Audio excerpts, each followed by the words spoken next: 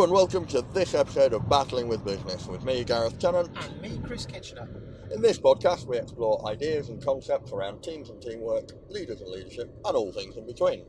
It's a discussion between a former Royal Marines officer and a product manager from the world of business, comparing and contrasting our experiences as we attempt to work out what makes teams, leaders, and businesses tick. And this week, we're still on the road with our Battling with Business road trip. This is the second day based around Berlin, and after quite a lot of driving yesterday when we went to Peenemünde, we're back on the road again. We are, heading south of Berlin on the Autobahn, and we're heading to Colditz Castle. Colditz Castle. So I'm really excited about this trip. As a young person, so I'm 52. When I grew up, Colditz was this really exciting boys' own thing. So I remember growing up and seeing a black and white film, which was based on Pat Reed's book about Colditz, Escape from Colditz. There was a TV series, if I remember rightly, with David McCallum, who passed away recently. And oddly, while I never played it, and I actually picked one up at a car boot sale recently, there is, of course, the Escape from Colditz game. So I've grown up with a very specific view of what Colditz is, what it means, and some of the concepts behind it. I want to come back to that in a second, because obviously while I'm interested in the story, I think there's some other things that perhaps we think about less that are interesting. But Gareth, what's your, as a young person, as we've just discussed, how have you learnt about Colditz? What do you know about Colditz? Yeah, so very similar. I'm too young to remember the film and really not the series. I do remember the game. I didn't play it much, but I do remember the game. And my sort of overview of Colditz is it's this big, imposing German medieval castle, very famous for escape attempts, and that's pretty much it, really. So what I know about it and what I think are two slightly different things. So what I know is that it was a centre of British prisoners of war, and as you say, audacious escape attempt. And the brave Allied soldiers foiling the sometimes buffoonish kind of There's lots naive, of buffoonery. Naive German goons. But I think that I think I know that we're going to get there and find out that that's a bit of a myth. That there's far more to it, and also I suspect it wasn't just a British endeavour. In fact, I know that there was more going on. I mean, you've used the word the British myth. So to be clear, as with all of these stories, underlying it is a bunch of very brave young people doing very dangerous things, sometimes paying for it with their lives. So it's very important. We don't want to understate what actually happened and how that affected people. But it's so interesting you use the phrase sort of the myth. I think we're getting much better at this, which is this, the victors tell the story. It is a peculiarly British story rather than a story that Americans, for example, might know. And I think our understanding and our knowledge of Colditz belies a set of other interesting stories. So you made the point about it probably wasn't just British prisoners of war. So in the same way, those of you, we love our World War II stories and our World War II films, The Great Escape. In The Great Escape, apart from a very small number of Americans, this was a British thing. Through grit and determination, we dug these tunnels. Actually, it turns out there was a very large number of Americans who dug the tunnels, and it was only that they were moved at the last minute. But we don't hear that story as much because it isn't as interesting from a British perspective. Yeah. In the same way, Colditz is British soldiers, plucky British soldiers escaping. I do remember from the film and reading more about this in books, of course, we weren't the first prisoners of war there. The Dutch and the French, and I believe the Poles had arrived before us, and in fact there was a very large contingent of them. So that's interesting, is that how we tell the story. And then of course there's sort of a little bit more, which is, I'm sure we're going to talk about, and here is this imposing wall and they climbed this or dug a hole or whatever it might be. But there's another interesting side, which is prisoner of war camps with men in their early 20s, cramped together, they didn't choose to come together as that group. The Germans, as it were, chose for them. But how does that work? And, what are the sort of almost the topics we don't talk about? So Guy Walters is an excellent historian, has written some really good books and actually does tours of Colditz, talks about, at times, the sexual relationships. Well, of course, we're British, we don't talk about that homosexuality, but of course, if you put these people together, there's that as well. So I think it's a really interesting, both the story we think we know and the story we don't talk about as well. Yeah, I think picking up on that, there's a couple of things. One is, for me, it always seems sort of odd, both with Stalag Luft 3 and Colditz, this idea of putting all the escape artists, the serial escapees, together seems a bit silly, because you're effectively pooling the talent and allowing them to cross-reference ideas and innovate new ideas. We should probably explain, actually. So there were many prisoner of war camps across all of Germany. This was one that was created to be exactly as you've said, a place where serial escapees, I believe officers, mostly if not all officers. So the inmates, as it were serial escapees, or there were a number of, I think they were called prominentim, I think that was the word, which was important people they needed to be able to control them very carefully. So, for example, I think Churchill's nephew went. Yeah, and of course, David Stirling, who we've talked about on a podcast before, he was famously held here. So, yeah, I'd like to explore, because there's this narrative, isn't there, of the plucky British outwitting the naive and foolish Germans. So I want to know why they thought that was a good idea. And the other thing that has always struck me as slightly odd is, if you're going to put escape artists into a prisoner of war camp, a medieval castle that probably has lots of secret passageways and dark places, it's probably not the best place. It's probably quite easy to escape from it. I don't think that's true at all, but far easier than building from scratch, a building where you fully understand all of the foundations and the construction of it. So that, I think, is somewhat interesting. But going back to your point about the relationships that people formed, I'm particularly interested to sort of explore. We've done a lot on military organisations and leadership in the past, and I'm particularly interested to explore this idea of when you reset that, where people are thrown into this situation together as individuals to start with. They're not formed units. The rank system probably still plays quite a big part of this, but they've got to get on with everyday life. So how do these organisations form their organisational relationships and behaviours, and how does leadership play a part in that, and how does management play a part in that, particularly when you're starting to think about multiple escape attempts that presumably could undermine each other or risk being compromised. So how do you manage that? And the management of resources. So there'll be a lot of scarce resources. It's hard to smuggle things into the castle. The fashioning of tools and all this sort of stuff. So how did these relationships, how do these organisations form to be so effective when they were effectively piecemeal thrown together? So I'm really interested to find out. And I've got one last one, which is interesting for me. So my mother was German, so I have a German background. We will often go to places, particularly in the UK, where it's a group of Brits talking about Brits. This, of course, is very different. So Colditz has a much longer history than the Second World War. It was a medieval castle. I think it was used as a prisoner of war camp in the First World War. We'll learn a bit more about that, perhaps, about whether that's true.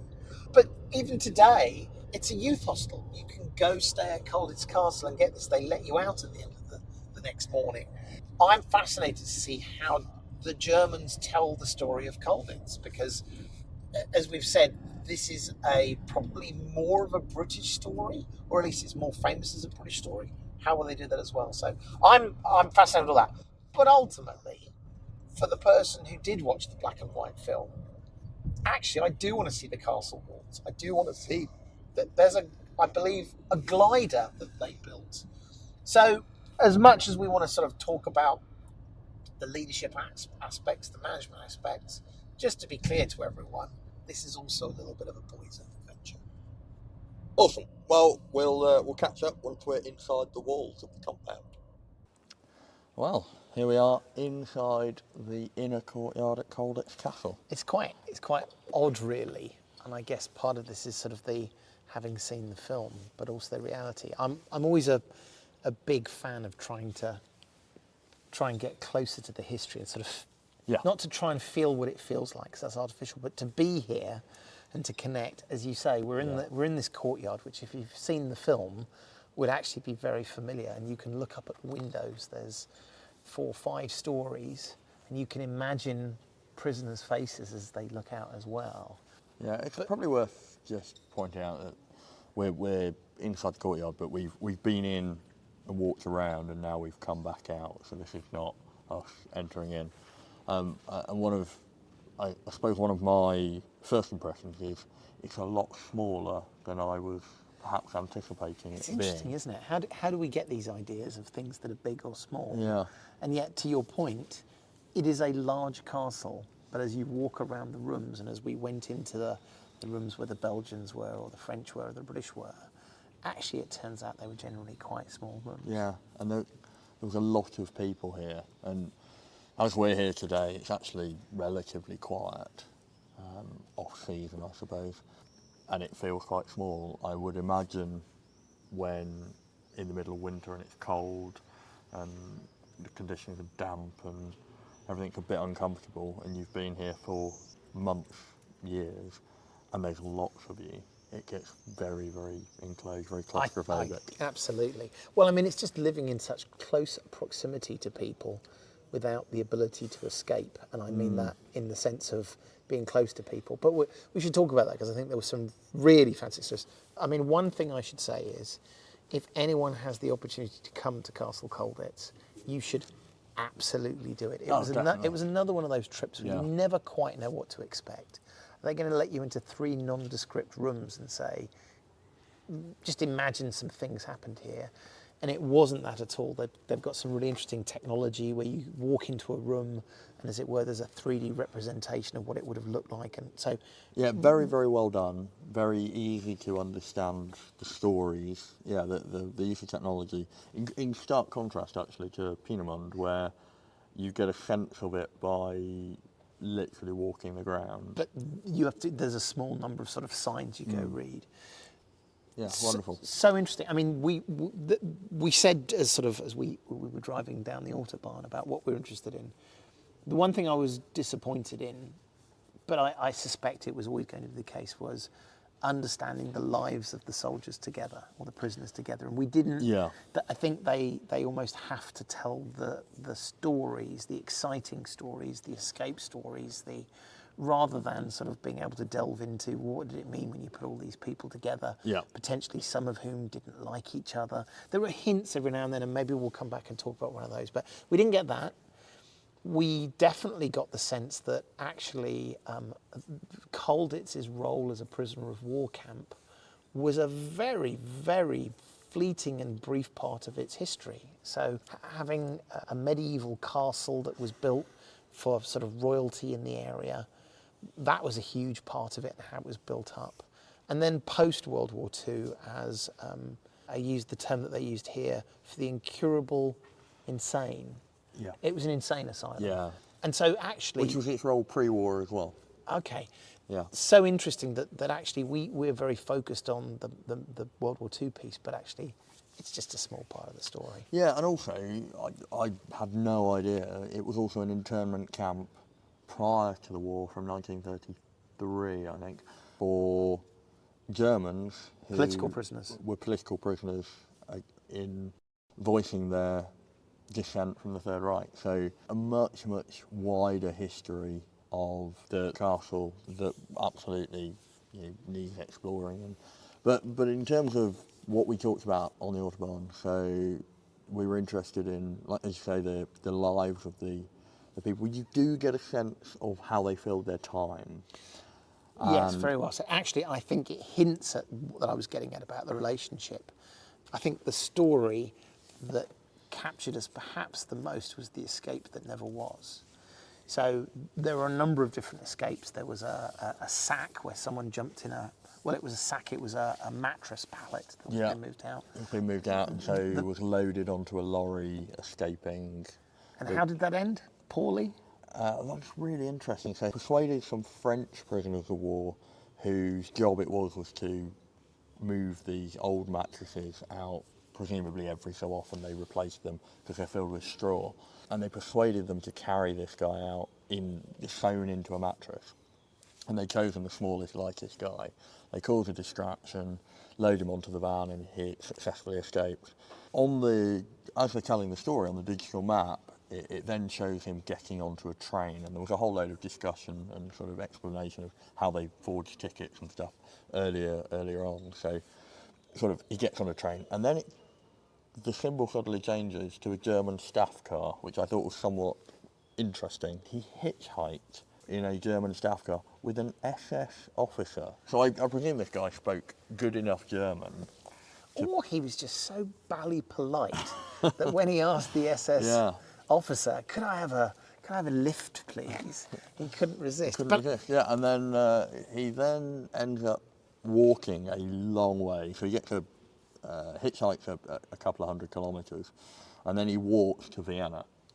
And he's walked then another 150 kilometres or so. He's quite emaciated by this point, and makes his way to the US embassy. But this was quite early on in the war, and the US haven't joined the war yet.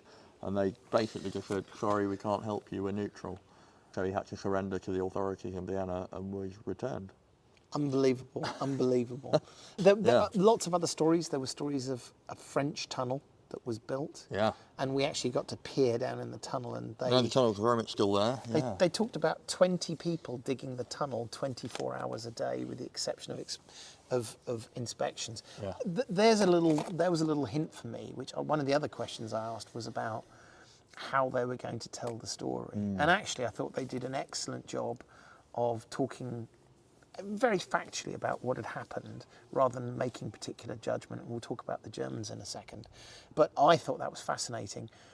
When you watch the film and you see sort of one or two people escaping, you would be forgiven for thinking that Colditz was a place for British escapes, when in fact that couldn't have been further from the truth. And in fact, if the book could have been written, The Great Escape, and the Great Escape being the attempt for the French to escape. So very interesting to see how we Yeah, so actually statistically, based on the numbers of prisoners, there were by far the greatest proportion of prisoners in Colditz over its history were British, or British Dominion Empire, so New Zealand, Australia, Canadians. There was an Indian officer, we'll come back to that later I'm sure.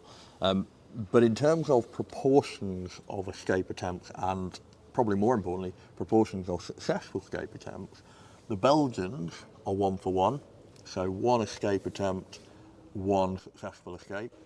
But statistical anomaly aside, the Dutch were somewhere close to 30 or 40% of their escape attempts were successful, whereas for the British it was, I think, 10%. But so many interesting things in there. So the first thing is there's an assumption that Colditz is a British castle to escape from, when it turns out more other nationalities escaped. Yeah. But the second thing is just the practical nature of this. The reason why the Dutch were so successful was most of them spoke fluent German. And so there's mention of the fact that for many of the escapes, they then include Dutchmen simply because they can speak German as well. Yeah, and I think that comes across quite well actually. Is the trickiest bit is escaping from the castle. Hardest and highest risk bit is then getting from the castle, which is about as central in Germany as you could be, to a neutral or friendly border. Particularly with some of the successful escapes. And what they did very well in the museum was they showed this person or these people escaped, and as Gareth has said, you then follow the map. But you see them jumping on trains, and that almost seems counterintuitive, that you'd say, how am I going to escape from Germany? Well, I'm going to get on a train. Yes. I'm going to buy my train tickets and I'm going to get on a train. There was one particular escape where 3 days after they left Colditz, they were in Switzerland. I was struck by actually the explanation that I've always found when talking about the ingenuity of these escapes, the questions I'm always left with are, how do they get hold of all these German uniforms, or how do they get hold of the rail tickets, or the transport passes, or the Deutschmarks, which they can use to buy tickets or whatever. So you go through the audacity of the escape attempt, but actually what comes out here is the amount of teamwork and patience. Both here and abroad as well, back home in the UK. Absolutely. So MI9 was established to support, so that's Military Intelligence 9 is the Ministry of War, as it was then, military intelligence branch directly focused on escaping or helping prisoners of war escape. And there's all sorts of ingenuity from support from abroad, but also happening in the camp. And it struck me how much cooperation, how much patience there is, because although the attempts themselves require huge amounts of courage, perfect timing, and are normally undertaken as daring acts of audacious bravery in the moment, they take months and months of planning with maybe an escape of 1, 2, 3 people, but a team of up to 20 or 30 people, and probably a wider community of support around that, to the point where a thing that stood out to me was to enable the higher chance of success. Every day I had a roll call, and the Germans count all of the prisoners, and of course if anyone's missing, they immediately alert all of the local authorities, presumably the trains then get searched. And so to enable a greater chance of escape, 2 prisoners hid themselves inside the castle. The rest of the prisoners said they'd escaped, and then 1 or 2 roll calls later, when an actual escape had taken place, they then appeared back into the prison population to make up for the numbers. And so the Germans didn't notice that 2 people had escaped.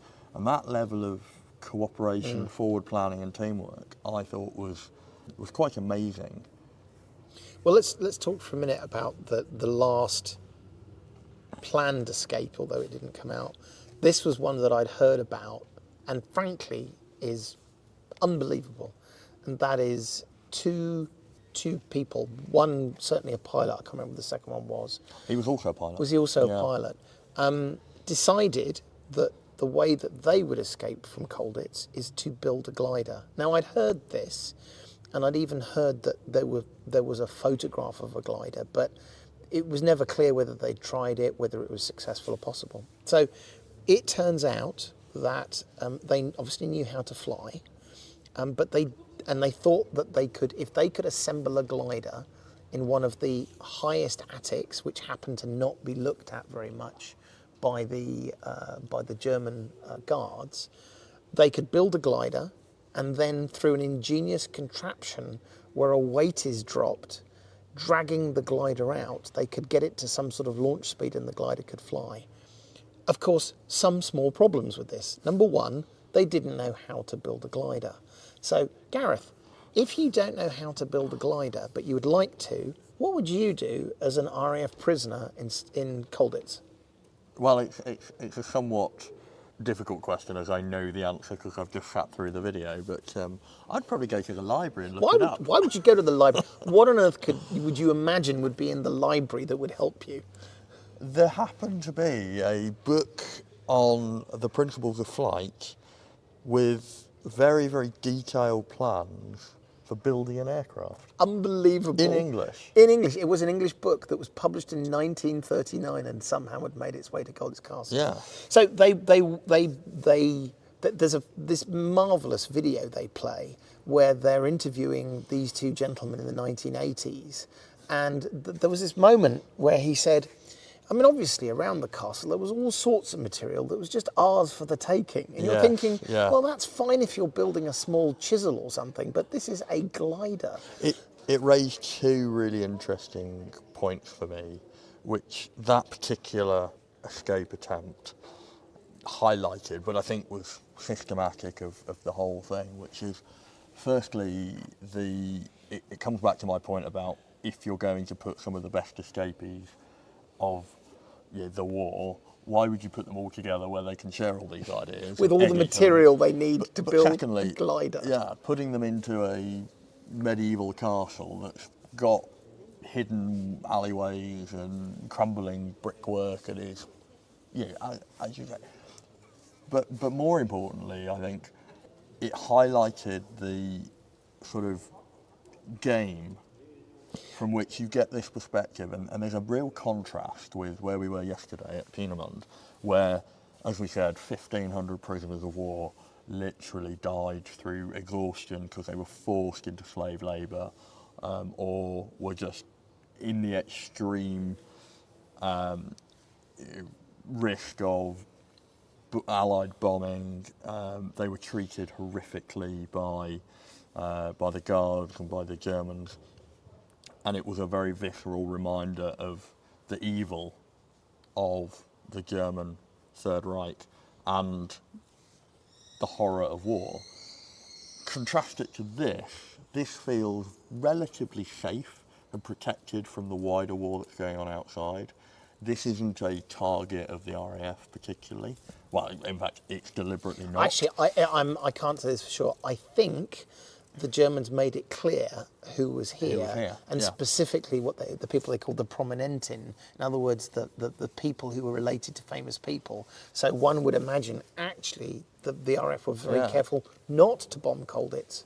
And the way they were treated was very much honourably. This is a gentlemanly thing. You are officers. We will honour the Geneva Convention, even to the point where early on in the war, and their attitude and their actions did change, and it got more severe throughout the war. But early on in the war, there was a Polish contingent here, and the Germans were having this discussion about how much of the Geneva Convention would apply to the Polish, because the German Third Reich didn't recognise Poland as a state, so these were effectively stateless prisoners of war. But they still, whilst making that decision, were honouring the Geneva Convention. Even more than that, in the French contingent, there were a number of identified Jews. Yeah. And while they made them live in a different barracks area, as in a different room, they separated them. They separated them. However, they treated them as they did every other officer, which is not the typical treatment elsewhere. No, and it's that paradox. And then you come back to this building of a glider, and this chap saying, it was there for the taking. You get this absolute sense that both sides sort of know that they're onto a good thing. They're protected from this wider war. The prisoners are, some of them, and we'll come on to this myth of it being a duty to escape, but some of them are feeling like escape is the focus because it will tie up German resources. And I think the Germans are sort of, to an extent, allowing this game to be played because it kind of justifies their position. Yeah, I think we have to be careful. It's not that I think they allowed it, as in I don't think they thought, they're about to escape here, let's let them do it. But they could have taken far more stringent ruthless things. They absolutely, there were freedoms that weren't taken away even after repeated attempts to escape that showed that those freedoms were helping people build tools or steal materials. And I think the other thing about the glider example is it was 20 people, I think, building this glider over 8 months. And we had a discussion at the end, and there's a really good video of a recreation of the glider. They rebuild a glider under the same conditions, and then they actually test it. As in, it is a full-size glider with a dummy. They build it in the same attic, using the best as they can, the same material. So I think this is a British Channel 4 documentary. And even to the point where they used the sheets that were similar to the sheets they used. They used millet, what's the word I'm looking for? Porridge, thank you, to sort of... As dope to strengthen it. And then they cut a hole in the roof of Colditz because they didn't do this during the Second World War. They built a ramp on top of the roof, and then they turned this into a remote control glider. Yeah. And then, to my amazement, half of Colditz the Colditz town is there watching as they throw this glider off And it successfully lands. But I think tellingly, they asked these two gentlemen, these pilots, whether they thought it would be successful. And the one immediately says, oh yes, of course, it would have flown perfectly. And then the other guy goes, well, it certainly would have hit the ground. And there's a moment where you can tell that I don't think they were even convinced I was going to say, that this was an actual escape attempt, rather than a way of occupying the minds of 20 so people to 100%. give them a huge amount of morale and focused effort, especially as this particular attempt was perhaps the most dubious in its realism, and it was very, very close towards the end of the war. And we know that they had access to radios and they were listening to the BBC, and they probably knew that the Americans were not far off liberating the castle. This made me feel the most uncomfortable as I was looking around, which is, as we said, even as we were driving in, undoubted bravery. And let's be clear, particularly for the aviators, they had all been shot down. So this was not about bravery. This was not about cowardice or looking for an easy life. So again, to be very clear, the conditions they were living in were difficult. However, to your point, compared to some of the other conditions and the risk that other people were facing, perhaps not as much. You might argue, we heard the stories of, 30 people who wanted desperately to escape. As we'd said, there's an assumption there's probably a bunch of people who said, well, I'm quite happy. I don't want to go be shot down again. But the thing I felt most uncomfortable about was, as we went through, and perhaps this is an element of how they told the story, it felt like a public school wheeze. Yeah. It felt like a group of people who were together and their hobby was attempting to escape. Now, there was a very real end to that, but to your point, it wasn't clear watching that video that they really thought they were going to use the glider to escape. No. But to your point, maybe more healthily, all of the things that they were doing were about keeping them occupied, keeping them thinking, giving them a goal. Focused on a mission, yeah, and absolutely. maybe that's more valuable than anything else. Maybe I shouldn't feel so bad about thinking that.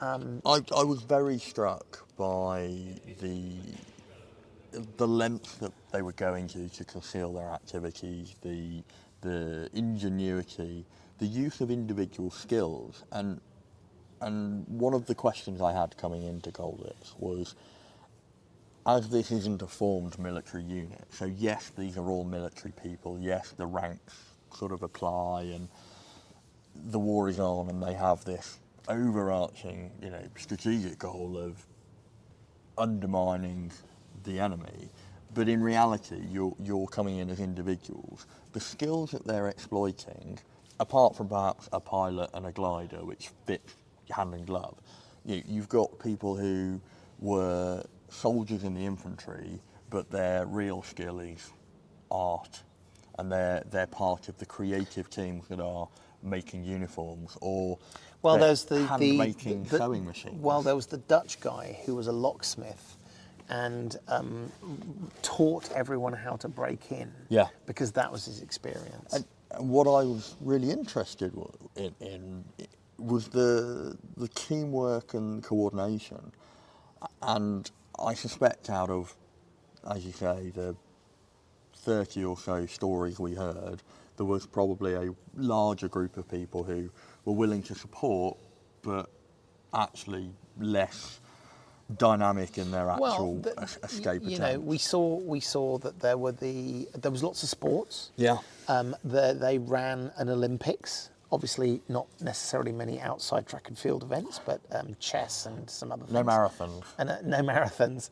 And there was theatre. Yeah, lots of amateur dramatics, and that in itself was another way of keeping themselves occupied. But these things were also then used as covers for and also uniforms potentially occupied without having the danger. Yes, and I think different to the Stalag Luft prison camps and other prisoner of war camps across the Third Reich, none of the officers at Colditz had to do any forced labour.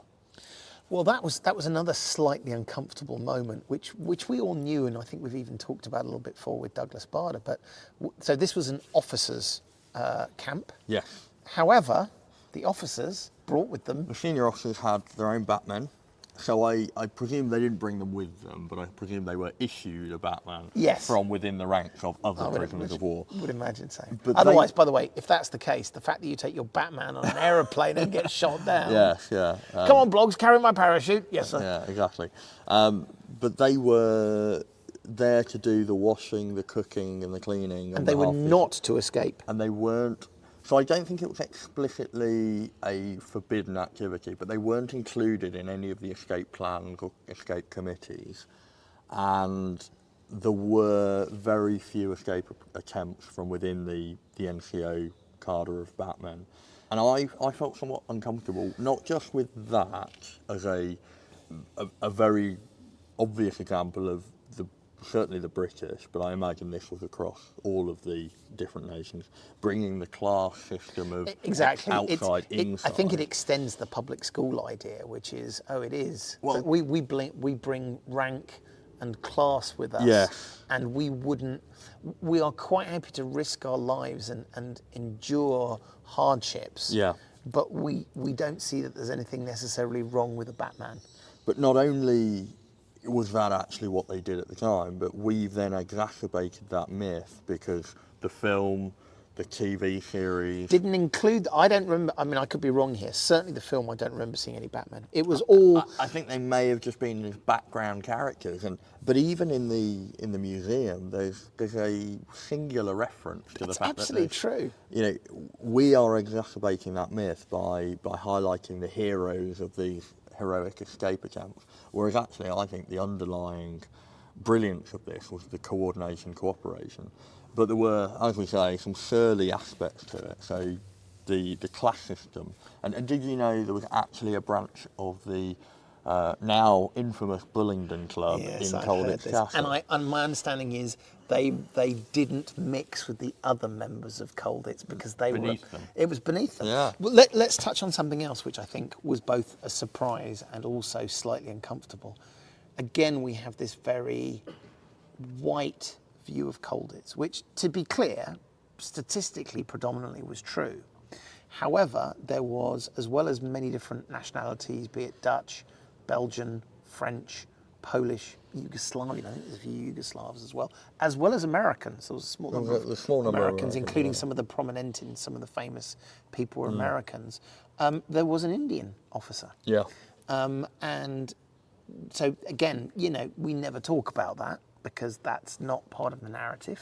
I don't think it's people are afraid of it, but it's just not part of the narrative. Well, I think it highlighted something slightly surly about the British contingent. Well, I was going to say. He was British Indian, as in an officer in the British Indian Army, but ethnically Indian.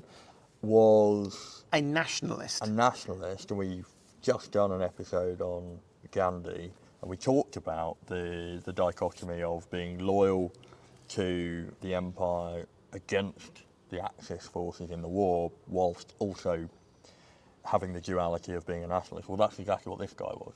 So he was loyal to the Allied fight, whilst also holding nationalist views about being unhappy about imperial British rule. And then it says, but of course then the British officers shunned him. Assumed he was a spy and shunned him. And you think, oh, really, guys? Come on, we can do better than this. So straight away, this facade of, you know, heroic, brave, and they were heroic and they were brave, but this idolatry of, you know, this narrative of plucky, intelligent British officers outwitting naive, silly German guards kind of falls away because you're highlighting this, you know, class system. You're highlighting this xenophobia, and it's slightly uncomfortable. Well, I mean, I don't think we necessarily need to be ashamed of it. It's life. You know, that's very true. I would imagine there were people who were friendly with the guards. I would imagine there were people that said, I don't want to escape because I'm quite happy here. I'm not going to get shot at. Yeah. I'll wait for the Americans to come. I suspect there were people doing things to stay sane. I mean, all of these things is just the reality of human beings coming together. They were neither more heroic than a group today might be, nor perhaps were they less heroic than a group today might be. No, and I think there's a lot of norms around how, you know, people behave. You put people together and they form cliques and clubs, and they get on with things. And there were, bridge societies, there were theatre clubs, there were sports clubs, there were art classes, cookery classes, language classes, and then of course there was all of the work to enable the escape. And I'm sure there were officers here that didn't want to be involved and just got on with life because it was quiet, and they waited till the end of the war. And then there were those that were involved in supporting the escape attempts but didn't ever put themselves forward to do it. And then there were those that put themselves forward at risk to undertake the escapes. And I think everybody would like to think that if they were in this situation, they would be that plucky, brave person. But I think unless you're in that situation, it's very difficult to know. But fascinating that they formed organisations and people took the lead. And then there was escape committees, and each nation had an escape committee, and each nation had a senior representative who wasn't necessarily the highest ranking officer, but it was the person who naturally rose to the top of being the best at organising the escape attempts and became the escape officer for that nation. And then they had international escape committees where they would come together and say, this is what we're planning, how can we help you, how can you help us? And it broke down by nation. And as you say, the Dutch, very, very successful because they largely spoke fluent German.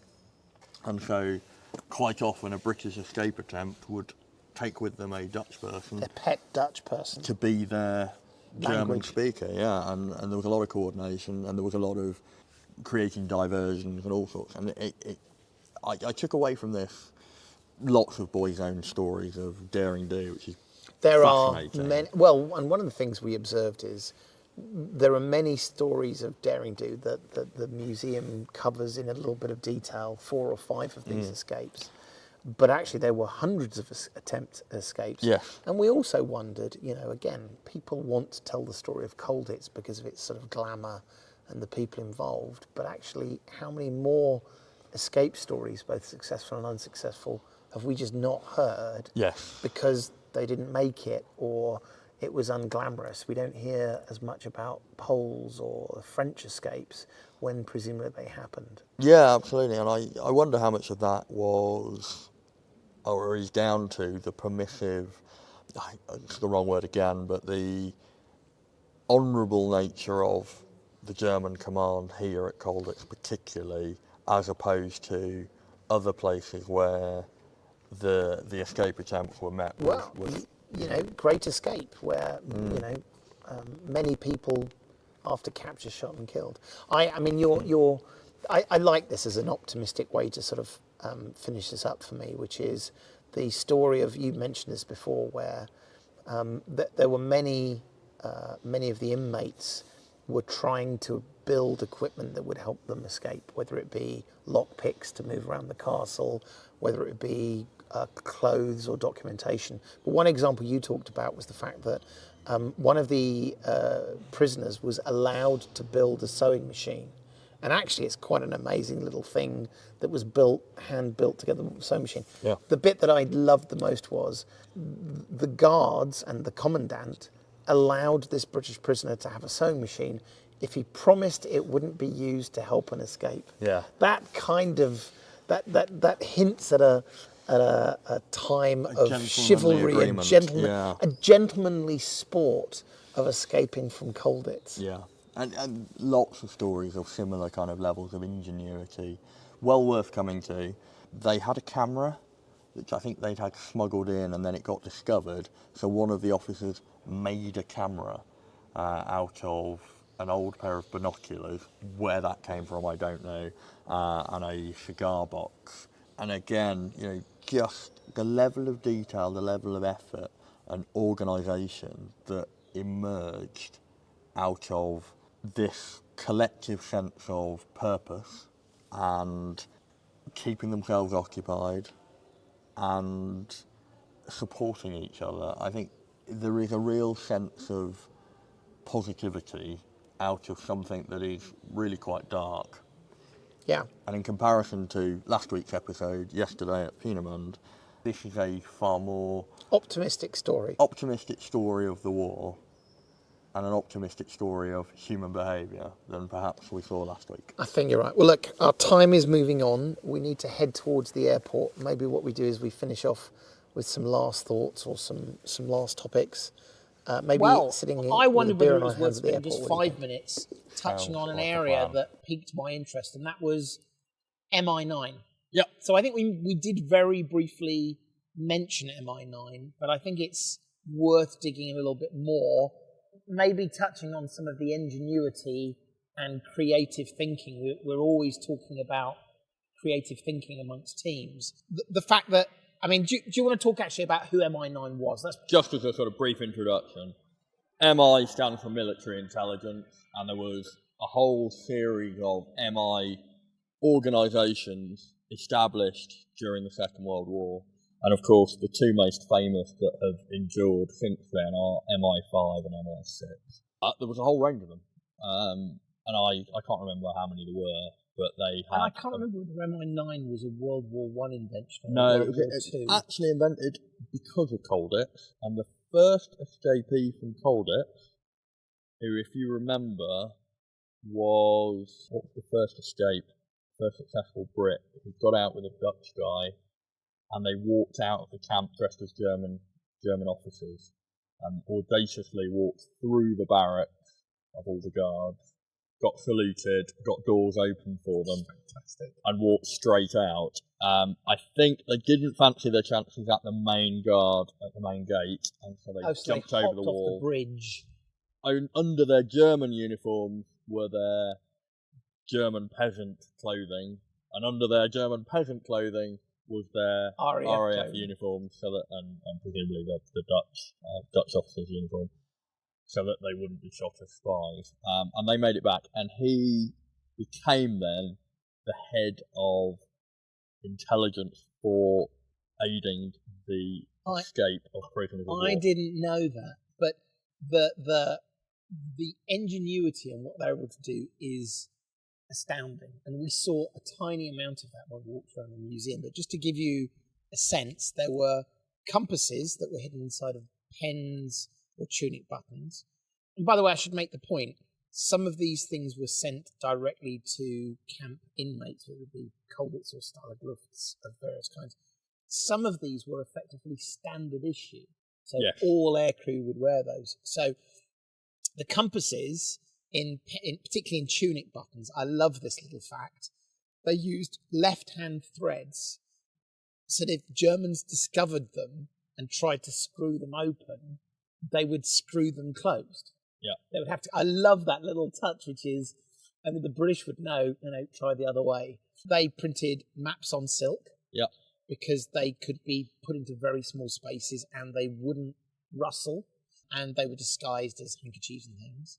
Boots for air crew with detachable leggings, so you could take the leggings off and they'd look like civilian shoes. Hollow heels with packets of dry food. Razor blades that were magnetised, so when you put them in water they would float and point north. And spare uniforms that were explicitly designed with instructions so that you could then convert them to civilian clothes. And actually in Colditz there was one example, which was they had dyes which were in little capsules which came inside sweets. Yeah. Important not to bite into the sweets, obviously, with instructions, which is use 2 of these and it looks like X, like German field grey uniforms. Yeah, and it answers that sort of question I've always had every Christmas when you watch The Great Escape, and you're like, I absolutely get the mechanics of how they dug the tunnels and they fooled the guards. They decided that they needed to do some gardening, and that's how they got rid of the spoil. And then randomly they turn up in German uniforms. You're like, the German guards can't be losing that many uniforms and not making. And this explains that actually this is how they're making. Well, but to be fair, I mean, I think they do this in The Great Escape, and it was talked about at Colditz and other stag lifts. In most places, they persuaded guards to bring them cameras and film. And of course, they said, just to create memories for ourselves. But it's clear what they were doing. So my favourite one, and I was doing a tiny amount of research on this to see the kinds of things they're smuggling in. And out of nowhere, this was my favourite little fact. Prisoners inside Colditz requested and received a complete floor plan of the castle. Isn't that absolutely amazing? So not only was there an ability to communicate back to MI9, and I can't remember whether we mentioned this earlier in the episode, but they sent a coded letter back to someone's wife. And what was it? It was something about puppies. Yeah, I think it said congratulations on the dog being pregnant again. Just remember every third puppy is the best. And so it was an implication that if you look at my letter, the first letter of every third word, and in fact, in that particular one, it said, send a US passport. And I believe MI9 came back, did not send them a passport, but in fact, sent them a much better code. So they not only had the ability to send letters back to MI9, and MI9 could obviously send letters in return as personal correspondence, but of course, as we mentioned, there were radios, so they could even transmit coded messages. So I believe the BBC. The radio they had was actually built by the French and then gifted to the British when the French contingent were moved to a different prisoner of war camp. And then you were saying, I don't think we got on the recording, but you were saying on the journey back, what's your fact about that radio? So they didn't discover the radio until 1993. In 1993, some builders went in to make some modifications or fix a roof. They found a false wall, and behind the false wall was a radio, earphones, and I was going to say code books, but notebooks or something. Amazing. So what they would do is, never mind sort of communicating codes and messages, they would write down the news. So they would communicate, we've invaded, D-Day has happened. So, and this was actually really important because towards the end, the Germans suggested that they were going to move all the camp inmates further east. And the camp inmates, knowing how the war was going, said, we are not moving. We are going to stay here. And so, in fact, when they were relieved by the Americans in 1945, it was principally because they knew what was happening in the war, and they knew it was safe for them to stay where they were. Well, they knew what was happening more than the guards. And understandably, the guards weren't being told that they were losing the war. And so the power dynamic shifted such that the guards realised that the inmates were getting news somehow. I presume they knew they had a radio, they just didn't know where it was, and probably weren't that interested in finding it because it was also their access to the outside world. Yeah. And so there was this strange power dynamic towards the end where the guards knew that the Americans were coming, and so I suspect when they said we are not moving, that was almost a mutually agreed decision. We touched on this a little bit, which is, it seems like a really unexpected relationship. We talked, and I still feel guilty about saying this, that it was almost public school wheeze. Yeah. Where arguably and I'm very careful here because I wasn't there, one might imagine it was as much about the activity of trying to escape that was interesting as actually being able to successfully escape. And I don't want to deny that people didn't really want to escape and successfully did. But it's this weird relationship.